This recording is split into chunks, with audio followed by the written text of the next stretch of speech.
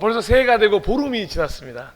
어떠세요? 새해 바랬던 것들 잘 이루어지고 있으십니까? 라고 물으면 아무도 아니라고 대답하시겠죠. 우리가 바랬던 것들이 계속해서 하나님 안에서 잘 이루어져 가시기를 소망합니다. 네. 오늘은 계속해서 우리 예배 안에 하나 되어 시리즈에서 우리 예배 안에 하나님과 하나 되는 방법이 무엇일까? 우리 그것을 함께 고민하면서 움켜진 것을 놓아야 하나가 될 수 있습니다. 오늘의 퓨처링은 부자 청년의 이야기로 한번 해보도록 하겠습니다. 움켜진 것을 놓아야 하나가 될 수 있습니다. 그 예전에 한번 설명드린 적이 있는 것 같은데요. 아프리카 원주민들이 원숭이를 잡는 방법 알고 계십니까? 언뜻 생각하면 원숭이를 잡는다는 것이 굉장히 힘든 것처럼 느껴지겠지만 사실 원숭이를 잡는 일은 너무 쉬운 일이라고 합니다. 먼저 원숭이의 손이 간신히 들어갈 정도로 야자 열매나 어떤 코코넛 같은 거에 속을 판다고 해요. 그리고 그 속에다가 원숭이가 좋아하는 열대 과일들, 귤이나 바나나 등을 넣어 두는 거죠. 그리고 멀찌감치 이렇게 지켜보고 있으면 원숭이가 옵니다. 그리고 원숭이가 그 야자 열매 안에 손을 집어넣겠죠. 그러면 과일을 딱 움켜쥐는 순간, 뭔가 잡은 것처럼 느껴지는 순간 옆에서 꽹과리를 치면서 시끄럽게 한 다음에 이 원숭이를 놀라게 합니다. 그리고는 단숨에 달려가서 원숭이를 잡는다고 합니다. 그때 어떻게 할까요? 원숭이는 움켜진 손을 어떻게 하면 되죠? 펴고 잡은 과일을 놓아버리면 살 수 있습니다. 도망치면 되니까요. 그런데 과일을 움켜쥔 원숭이의 10마리 중 8마리는 절대 그 과일을 놓지 않고 사람들에게 잡힌다고 합니다. 움켜진 손을 펴고 도망치면 목숨을 구할 수 있다는 것을 우리는 알고 있습니다. 그런데 우리는 그 알을 우리의 삶으로 적용하기에는 좀처럼 쉽지 않다는 것을 느낍니다. 굳이 욕심이라는 이름까지 쓰고 싶지 않기 때문입니다. 내가 움켜쥔 것은 내 삶에 반드시 필요한 것이기 때문에 이거 욕심이라고까지 할 필요 있겠어? 나 그렇게 생각해 본 적 없어.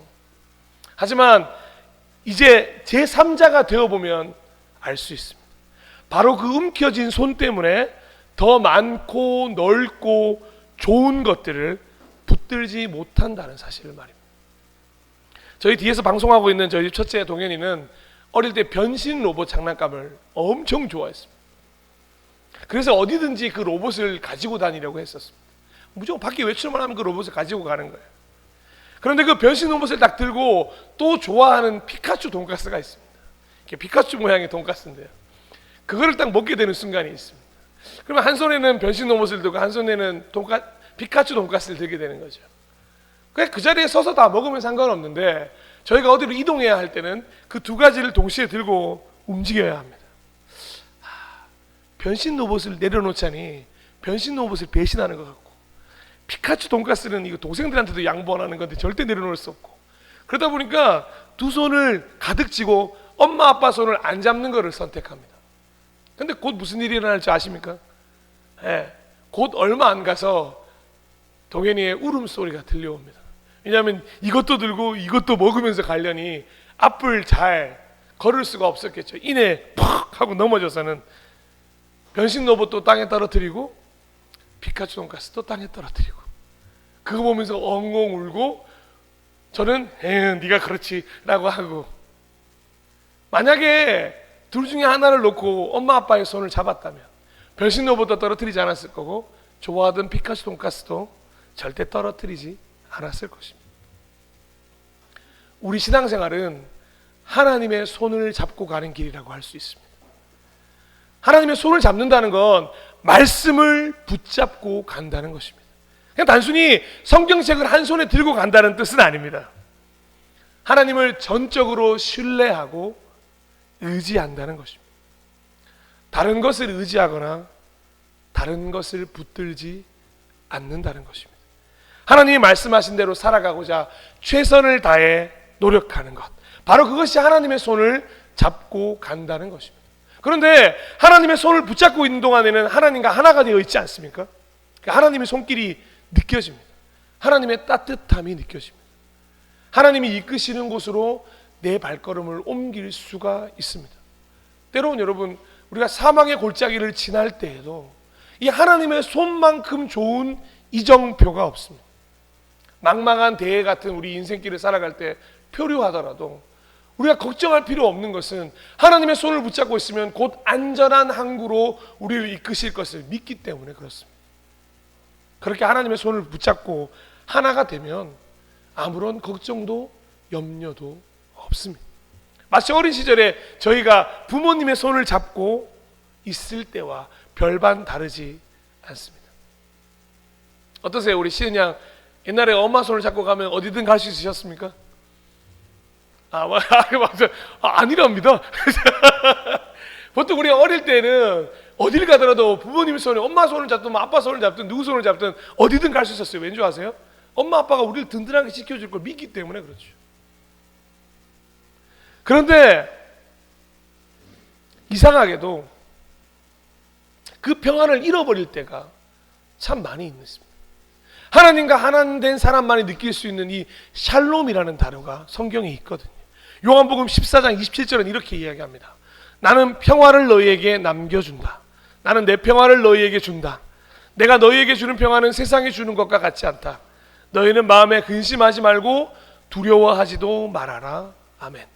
이 평안을 우리가 하나님의 손을 붙잡고 있을 때는 느끼게 되는 건데, 이상하게도 어른이 되어가면서 하나님을 잡고 있는 이 손이 조금씩 불편해지기 시작합니다. 왠지 아십니까? 한 손으로 하나님의 손을 잡고 다른 한 손으로 세상을 붙잡기 시작했기 때문입니다. 한쪽 손으로는 하나님의 손을 잡고 또 다른 한 손으로는 세상을 붙잡고 있으니 점점 한쪽 손이 불편해지기 시작하는 거죠. 그런데 신기하게도 하나님을 잡은 손에 조금 더 힘을 주고 있으면 세상이 하나님의 뜻대로 따라옵니다. 그런데 세상을 붙잡고 있는 손에 조금 더 힘을 주면 하나님을 잡은 손은 이내 끊어지고 맙니다. 마치 하나님은 산 같아서 아무리 세상 쪽으로 가자고, 하나님 나랑 세상에 같이 가요라고 손잡고 끌어당겨도 움직이지 않습니다. 그래서 세상을 향해 하나님과 함께 간다는 것은 불가능하다는 것을 우리는 일찍 깨달아야 합니다.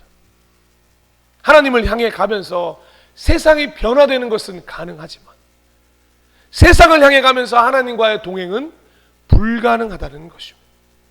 그러면 어떻게 하면 좋을까요? 그때 세상의 손을 과감히 풀거나 그 손을 놓으면 되는 것 아니겠습니까? 근데 진짜 그게 말이 쉽지 너무 어려운 일입니다.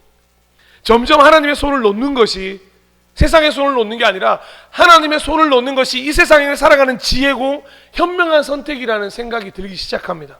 그리고 이런 생각이 우리에게 슬쩍 찾아옵니다. 한번 들어보시겠습니까? 하나님은 사랑이시고 자비가 많으시고 좋으신 하나님이시니까 지금 이 손 놓더라도 다음에 다시 와서 잡으면 되지. 다시 기회가 있을 거야. 다시 오면 돼. 지금은 하나님의 손을 놓고 세상의 손 잡자. 지금은 괜찮아. 하나님도 이해해 주실 거예요.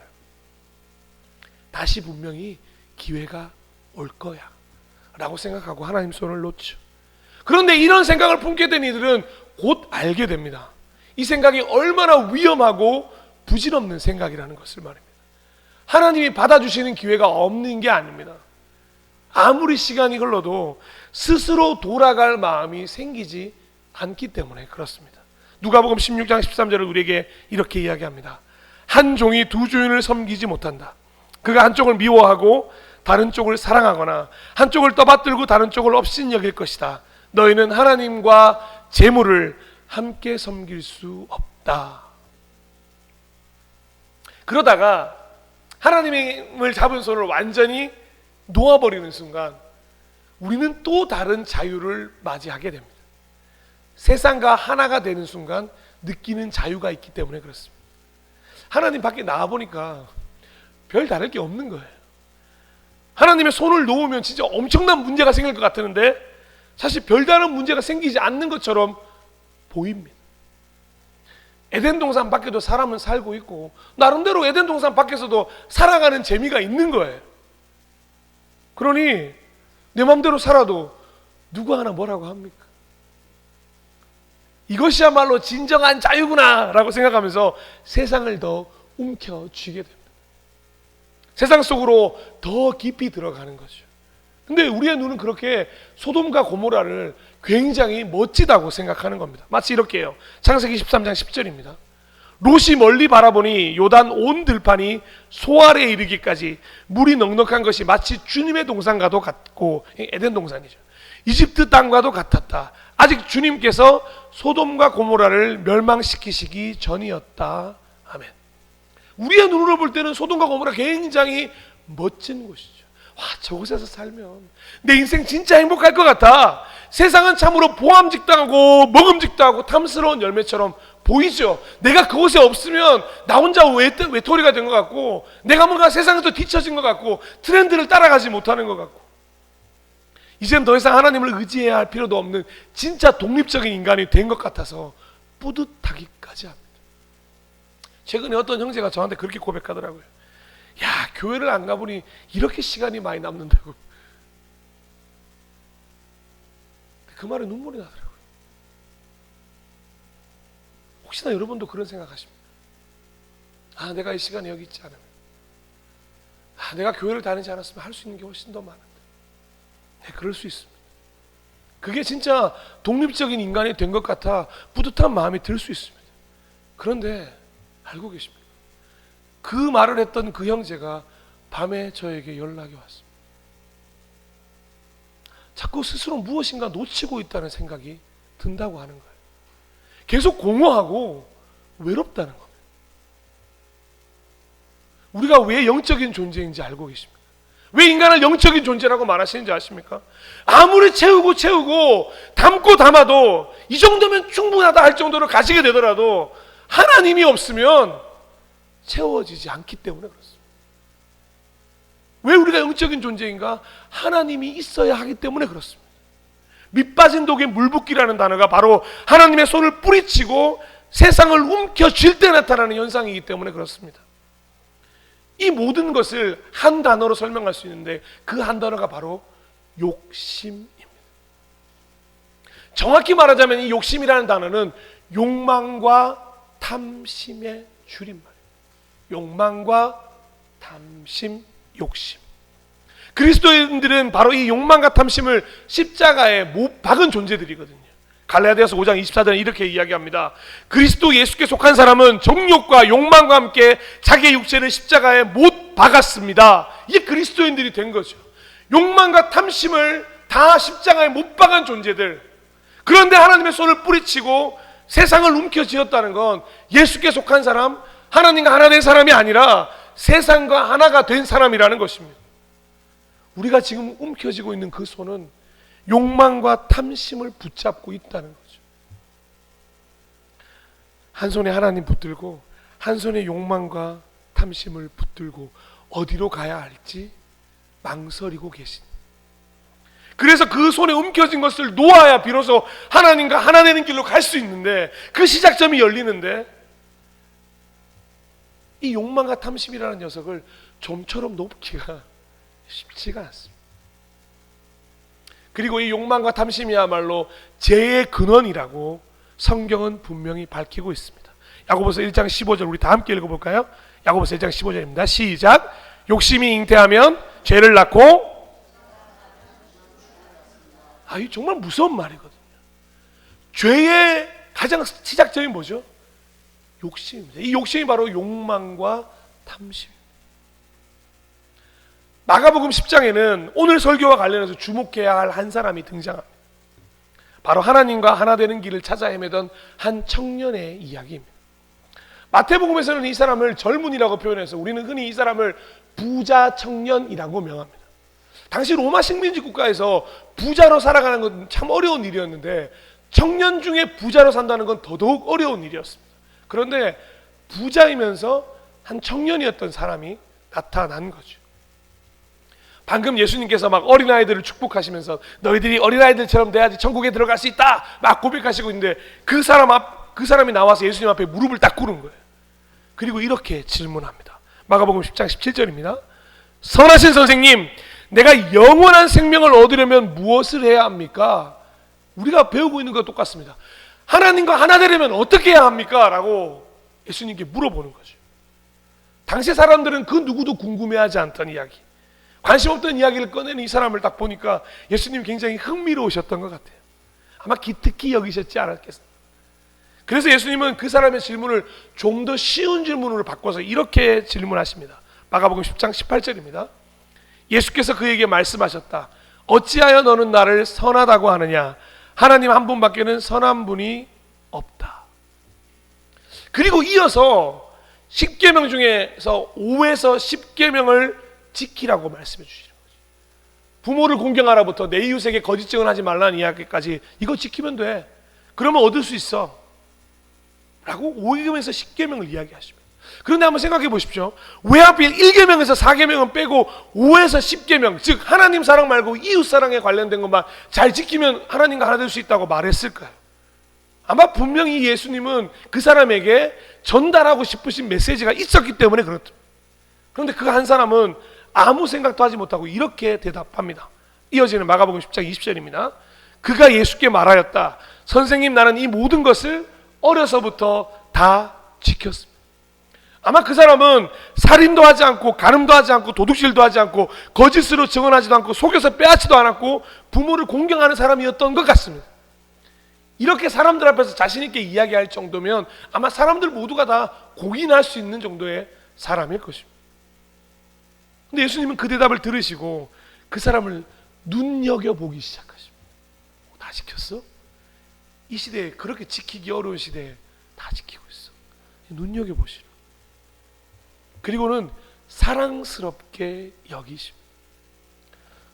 저는 여기서 굉장히 큰 의미를 하나 느끼는 게, 우리가 예배 안에 왜 하나님과 하나 되어야 되냐, 이걸 고민하고, 왜 이거를 고민하고 또 고민하는가, 우리가 이 고민을 드릴 때 하나님이 우리를 눈여겨보기 시작하시면서 또 하나님이 우리를 사랑스럽게 여기시는 시작점이 되기 때문에 그렇습니다.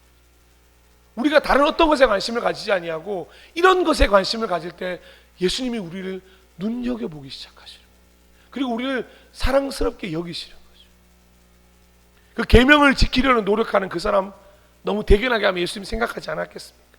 하지만 예수님은 분명한 한 가지를 꿰뚫고 계셨습니다.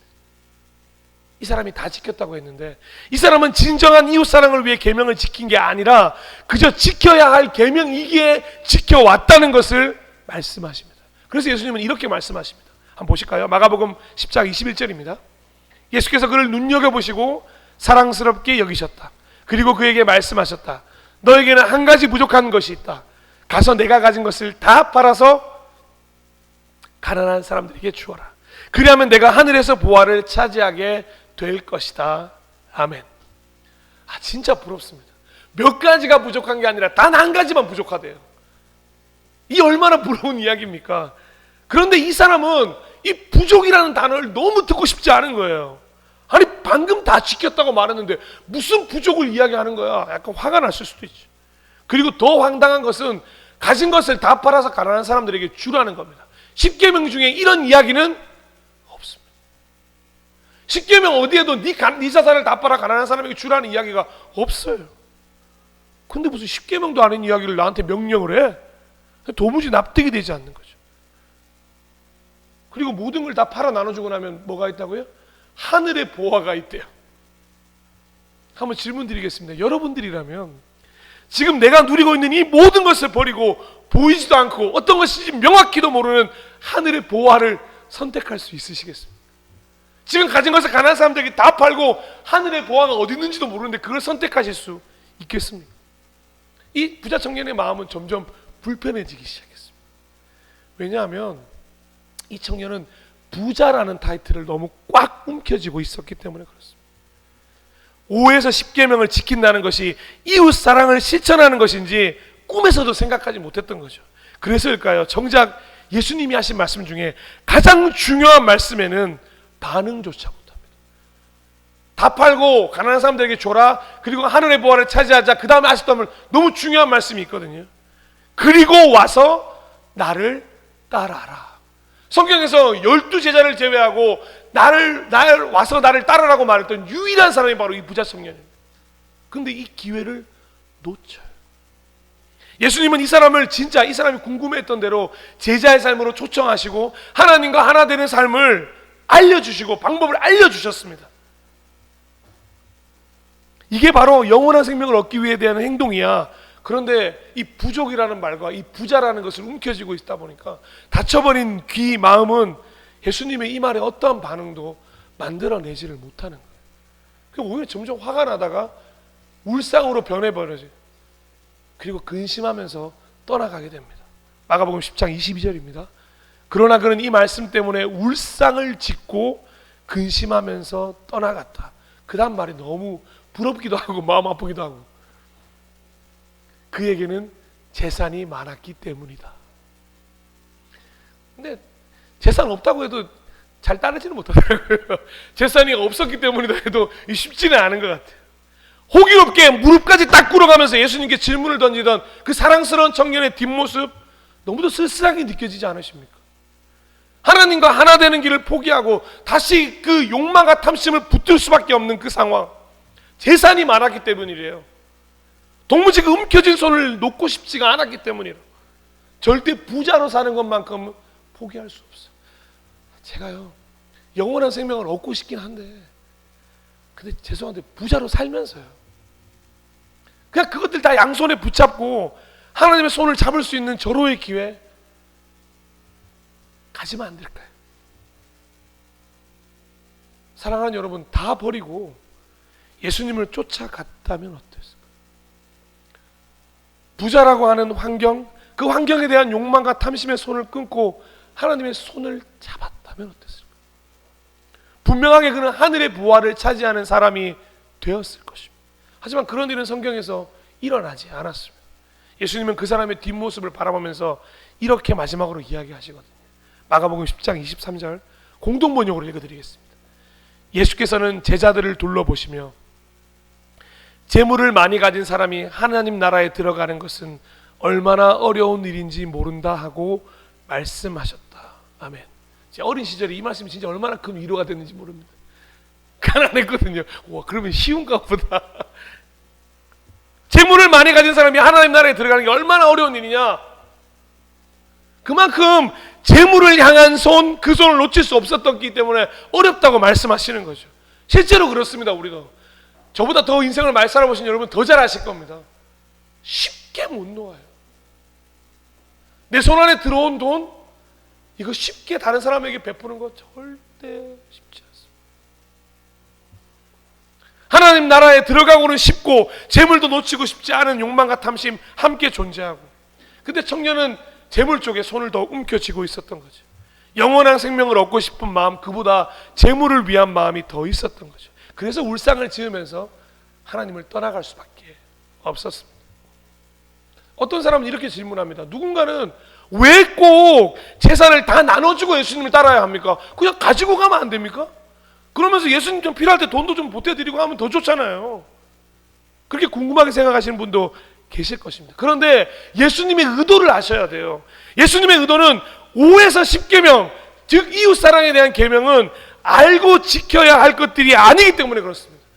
그냥 그런 계명이 있어, 내가 지킬게, 이게 아니라 이웃사랑으로 직접 실천해야 하는 일들이기 때문에 그렇습니다. 어렸을 적부터 잘 지켰다고 이야기했습니까? 실제로 그런 환경에 놓여있지 않으면 5에서 10계명은 너무도 지키기 쉬운 계명들이었습니다. 살인할 일이 얼마나 있겠습니까? 간음할 일이 얼마나 있겠습니까? 부자면 이웃들을 만나는 것도 한계가 있거든요. 진심을 다해 계명을 지키기 위해서 자신의 것을 희생해서 나눈 실천은 없다는 걸 알려주고 계신 것입니다. 그리고 진짜 5계명에서 10계명을 잘 지킨다는 건 자신의 재산을 다 팔아서 가난한 사람들에게 나누어 주어도 괜찮다, 나 그렇게까지 사랑할 수 있는 사람이다 라는 걸 보여주라는 계명이 바로 그 계명이거든요. 그리고 결국 그렇게 이웃 사랑을 실천한 이들이야말로 1에서 4계명인 하나님 사랑에도 진지하게 접근이 가능한 것입니다. 어떤 게 먼저인지 아십니까? 어떤 사람들은 하나님 사랑을 먼저 하면 이웃 사랑이 따라올 거라고 생각합니다. 근데 하나님은 한 번도 그렇게 이야기하신 적이 없습니다. 이웃 사랑을 통해 하나님 사랑에 접근하실 수 있어야 합니다. 왜냐하면 요한에서 4장 20절은 우리에게 이렇게 이야기하기 때문에 그렇습니다. 누가 하나님을 사랑한다고 하면서 자기 형제자매를 미워하면 그는 거짓말쟁이입니다. 보이는 자기 형제자매를 사랑하지 않는 사람이 보이지 않는 하나님을 사랑할 수 없습니다. 아멘. 진짜 그 청년이 어릴 적부터 계명을 잘 지켰던 사람이라면 이 말씀을 결코 잊지 말아야 한다는 거죠. 요한복음 3장 17절 18절은 더욱더 중요한 이야기를 우리에게 합니다. 누구든지 세상 재물을 가지고 있으면서 자기 형제자매의 궁핍함을 보고도, 식민지 국가에서 밥 못 먹던 사람들이 가득한 가운데 자기는 부자이면서 청년이었던 그 사람, 주변의 사람들의 궁핍함을 보고도 자기 것 하나 내어주지 못했던 그 사람, 마음 문을 닫고 도와주지 않으면 어떻게 하나님의 사랑이 그 사람 속에 머물겠습니까? 자녀되니 여러분, 우리는 말이나 혀로 사랑하지 말고 행동과 진실함으로 사랑합시다. 아멘. 부자 청년이 가진 아킬레스건이 있었던 거죠. 부자 청년은 욕망과 탐심을 손에 꽉 쥐고 하나님도 덤으로 얻고 싶었습니다. 그게 가능하다고 생각했을 것입니다. 그런데 이 생각이야말로 진짜 욕망과 탐심입니다. 오늘 가장 중요한 단어를 여러분에게 말씀드리고 싶습니다. 이 단어만큼은 꼭 마음에 두고 가셨으면 좋겠습니다. 하나님과 세상을 동시에 다 소유할 수 있다는 착각, 이것이야말로 그리스도인들에게 가장 무서운 욕망과 탐심입니다. 하나님과 세상을 동시에 다 소유할 수 없습니다. 그 존재가 바로 그리스도인들입니다. 세상의 이치로 보면 가능하죠. 세상은 언제나 축적을 이야기하기 때문에 그렇습니다. 그런데 하나님의 방법은 축적이 불가능합니다. 한 가지만 선택할 수 있습니다. 하나님을 선택할 것인지, 욕망과 탐심을 선택할 것인지, 무엇을 손에 움켜쥐어야 하는지, 무엇을 움켜쥐고 있는 그 손을 놓아야 하는지 선택해야만 하나님과 하나가 될 수 있다는 것입니다. 설교를 마무리하겠습니다. 사랑하고 존경하고 축복하는 예배자 여러분, 여러분 안에는 어떠한 욕망과 탐심이 있으십니까? 여전히 손에 꼭 쥐고 놓지 못하는, 하나님과 동시에 소유할 수 없는 욕망과 탐심이 있지 않으십니까? 아, 이거 버려야 하는데, 아, 이거 버려야 되는데, 아, 올해는 꼭 버려야 되는데, 아, 하나님 이거 버릴 힘이 없네요. 제가 여전히 신앙생활 속에서 이 선택 앞에서 울상을 짓고 근심을 하면서 이 부자 청년처럼 자주 하나님을 떠났다가 다시 돌아왔다가, 떠났다가 다시 돌아왔다가를 반복하고 계시진 않으십니까? 여전히 고민 중이십니까?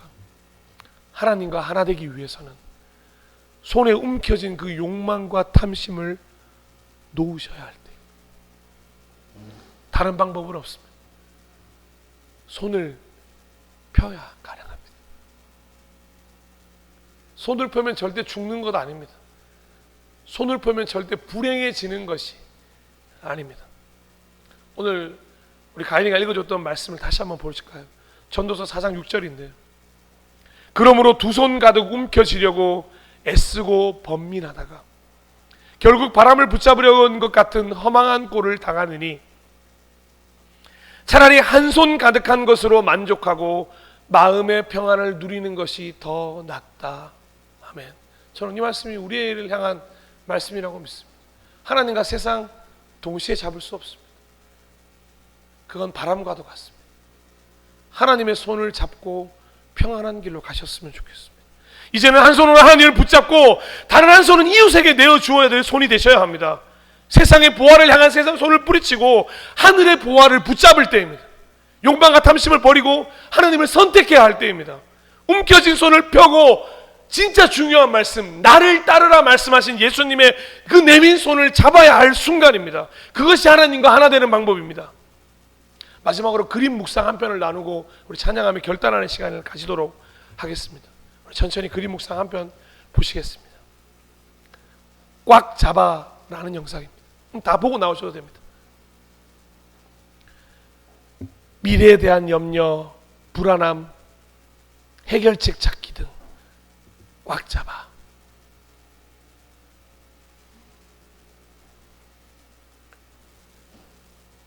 꽉 쥐고 있어. 네가 책임져야 할 네 몫이야. 더 꽉 잡아. 네가 잘해놔야지. 미래에 어떻게 살 건데 더 꽉 움켜쥐어 더 잡아야 돼. 그럴 때 나타나신 손, 그 모든 것을 깨뜨리시고 한 손이 우리 가운데 옵니다. 그리고 이렇게 이야기합니다. 이건 네 몫이 아니란다. 네가 꽉 잡아야 하는 건, 움켜줘야 하는 건 내 손뿐이야 라고 예수님이 말씀하십니다. 무엇을 잡고 계십니까? 움켜진 손을 놓아야 하나님과 하나 될 수 있습니다. 이 시간에 우리 주의 손에 나의 손을 보게고라는 찬양을 드리면서 결단하고 찬양했으면 좋겠습니다.